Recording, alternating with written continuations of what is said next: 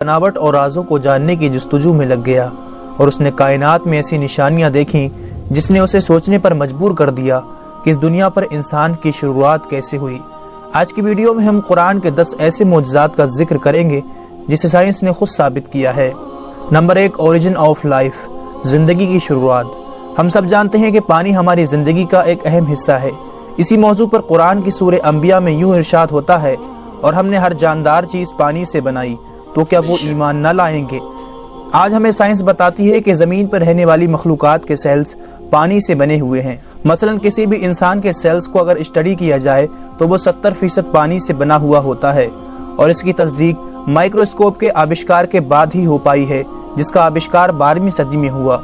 लेकिन कुरान ने 1400 साल पहले ही बता दिया कि जिंदगी की शुरुआत कैसे हुई। नंबर 2, लोहा, जो कि जमीन पर मुख्तलिफ सूरतों में पाया जाता है, मगर ये जमीन की धातु नहीं है, बल्कि ये आसमान से यहाँ आया है।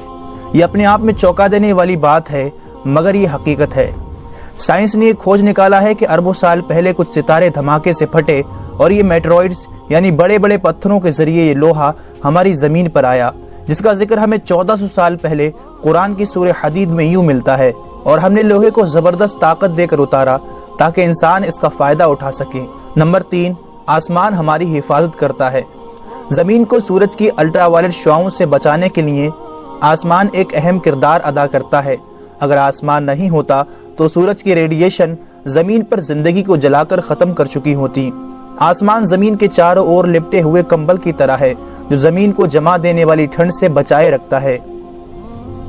आसमान के ऊपर का टेम्परेचर -270 सेंटीग्रेड होता है, यानी ये ठंड जमीन पर जिंदगी को जमाकर खत्म कर सकती है, मगर आसमान हमें सूरज की अल्ट्रावायलेट शुआएं और शदीद जमा देने वाली ठंड दोनों से ही महफूज रखता है। कुरान में अल्लाह आसमान का जिक्र करते हुए फरमाता है, और हमने आसमान को एक महफूज छत बनाया और वो लोग उसकी निशानियों से मुंह फेर लेते हैं। नंबर 4, पहाड़। कुरान हमारा ध्यान पहाड़ों की तरफ एक बहुत ही खास पहलू की तरफ खींचता है। कुरान की सूरह नबा में यूं इरशाद होता है कि हमने जमीन को आराम करने वाली जगह नहीं बनाया और पहाड़ों को मेखे। कुरान का मफहूम है कि पहाड़ों की जड़ें जमीन के बहुत अंदर तक दबी हुई हैं, और इसकी तस्दीक जियोफिजिक्स फ्रैंक प्रेंस की लिखी हुई किताब दी अर्थ में मिलती है कि पहाड़ असल में एक खूंटे की तरह होते हैं। वो जितना जमीन के ऊपर होते हैं उससे कहीं ज्यादा वो जमीन के नीचे होते हैं, जिसकी एक मिसाल माउंट एवरेस्ट, जो कि दुनिया की सबसे ऊंची चोटी है, जिसके जमीन के ऊपर की ऊंचाई 9 किलोमीटर है, जबकि इसके जमीन के अंदर की गहराई 125 किलोमीटर के करीब है। और इसका पता 20वीं सदी की शुरुआत में प्लेट टेक्टोनिक की तकनीक के बाद ही मुमकिन हो पाया है। नंबर 5, कायनात का फैलना। आज से 1400 साल पहले जब फल्कियात का इल्म मौजूद नहीं था, जब टेलीस्कोप का आविष्कार नहीं हुआ था, उस वक्त कुरान इस कायनात के बारे में इरशाद फरमाता है, और आसमान को हमने अपनी कुदरत से बनाया और बेशक हम इसे फैलाते जा रहे हैं।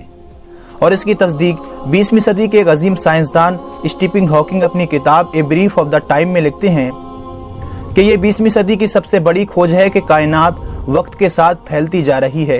हैरान करने वाली दोस्तों बात यह है कि इसका जिक्र कुरान में टेलीस्कोप के ईजाद से 1400 साल पहले ही हो चुका है। नंबर 6, सूरज का घूमना। दोस्तों, साइंसदान पहले ये समझते थे कि सूरज एक जगह पर ठहरा हुआ है और ये कोई गर्दिश नहीं करता।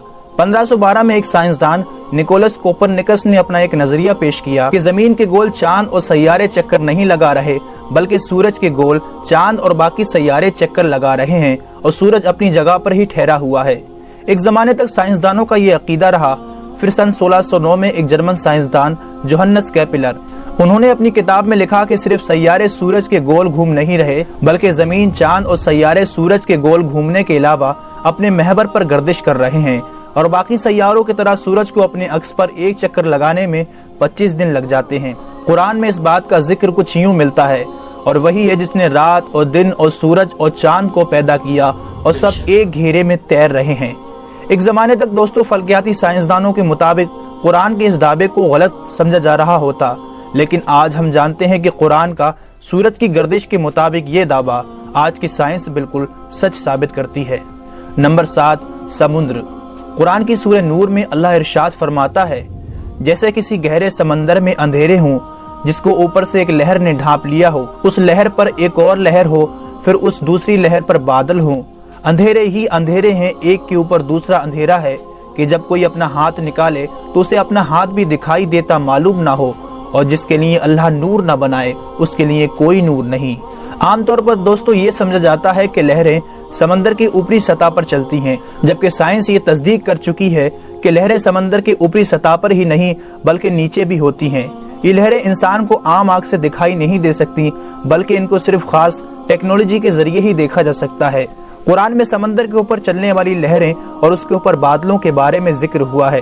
قرآن کی یہ بات صرف اسی لیے قابل تعریف نہیں ہے کہ وہ سمندر کے اندرونی لہروں کے بارے میں ذکر کرتا ہے، بلکہ اس لیے بھی ہے کہ یہ سمندر کی گہرائی کے اندھیرے کو بھی ذکر کرتا ہے۔ آج کے دور میں انسان زیادہ سے زیادہ بنا کوئی آکسیجن یوز کیے 70 میٹر کی گہرائی تک ہی جا سکتا ہے۔ وہاں پر کچھ روشنی ضرور معلوم ہوتی ہے، مگر ہم بات کرتے ہیں 1000 میٹر گہرائی کی تو وہاں بالکل اندھیرا ہے، اور اسی بات کو اللہ نے قرآن میں ذکر کیا جس کا سائنس کو پتہ آج چلا ہے۔ مگر قرآن میں سمندر کے اندر لہریں اور اس کے نیچے اندھیرے کی بات 1400 سال پہلے ہی موجود ہے۔ نمبر 8، جھوٹ بولنا اور ہماری دماغ کی حرکت۔ دوستو حضور صلی اللہ علیہ وسلم کے دور میں ایک آیت کو ابو جہل کے اوپر اتارا گیا، کیونکہ ابو جہل بار بار جھوٹ بولا کرتا تھا۔ اس کے بارے میں اللہ سورہ العلق میں یوں ارشاد فرماتا ہے، اگر وہ باز نہ آیا تو ہم ضرور پیشانی کے بال پکڑ کر کھینچیں گے، وہ پیشانی جو جھوٹی خطا کار ہے۔ اس آیت میں دوستو دماغ کے سامنے والے حصے کو جھوٹا اور خطا کار قرار دیا ہے۔ یہ آیت دو وجہ سے بڑی خاص ہے۔ پہلی یہ کہ ہمارے دماغ کے سامنے والا حصہ ہی ہماری سوچی سمجھی حرکتوں کا ذمہ دار ہوتا ہے، جسے فرنٹل لوب کے نام سے جانا جاتا ہے۔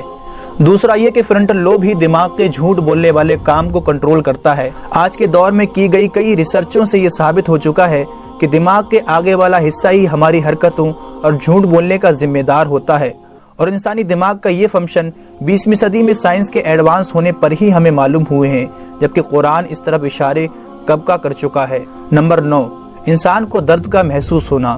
دوستو کافی لمبے عرصے تک لوگ یہی سمجھتے رہے ہیں کہ درد کو محسوس کرنے والے سیلز ہمارے دماغ میں ہوتے ہیں، حالانکہ بعد میں یہ تحقیق سے پتہ چلا کہ درد کو محسوس کرنے والے پن ریسپٹر سیلز ہماری کھال میں ہی ہوتے ہیں، اور ان کے بنا ہم درد کو محسوس نہیں کر سکتے۔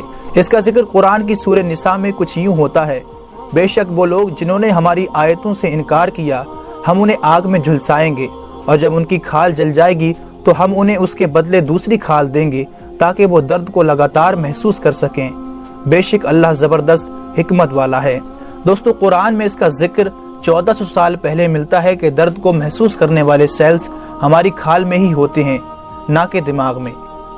اس کی کھوج اب آ کر 20ویں صدی میں ہوئی ہے۔ Number 10، the big bang. ہماری دنیا کیسے وجود میں آئی؟